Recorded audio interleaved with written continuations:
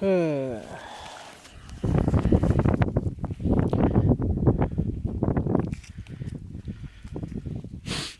mai merge?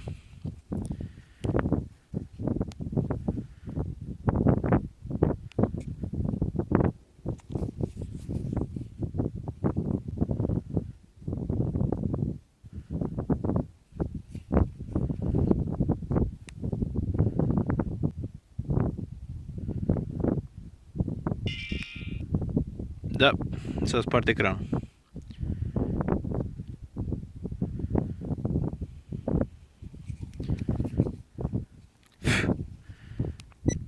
A, filmează. Deci acum filmează.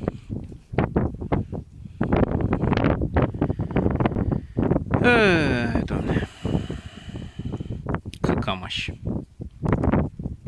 Bun, acum trebuie să fie oprit. Și acum trebuie să o sting.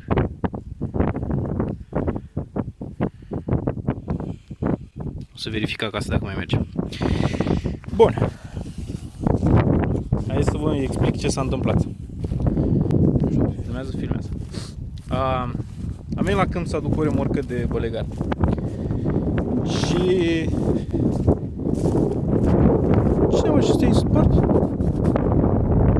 Băi, și lentila la telefon s-a spart. Telefonul nu l-am spart acum. Bun. Am venit să aduc o remorcă de bălegar la câmp. M-am dat jos să îi pun furtunul și am lăsat camera jos, lângă remorcă. Am pornit tractorul, am basculat remorca, am lăsat remorca jos, am scos furtunul, am plecat cu tractorul meu e acolo. Nu știu dacă se vede.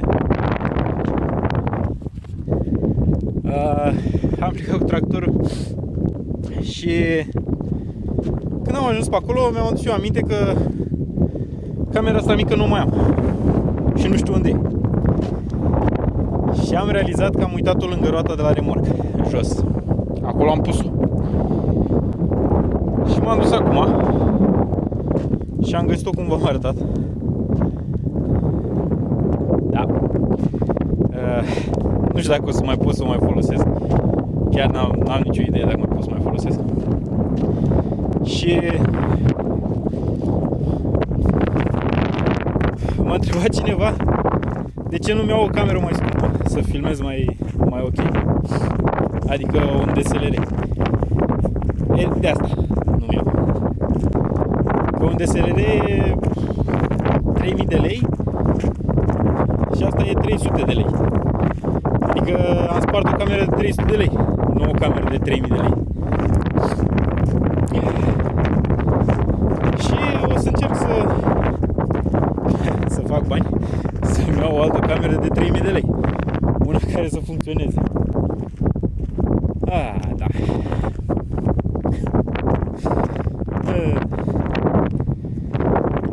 Ce nașpa e să te gândești așa că am încălcat-o cu remorca. Da, am încălcat-o cu remorca, a apăsat destul de bine. Mă mir cum de nu s-a spart ea. S-a spart decât ecran. Asta e. Remorca era încărcată cu bălegar, deci avea 4 tone și ceva lejer cu ea. Am încărcat-o bine. Asta e acum. O să văd acasă și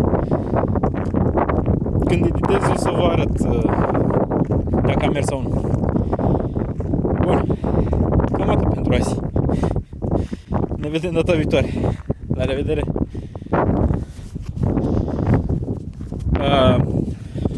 Am uitat ceva. Like, comment și subscribe.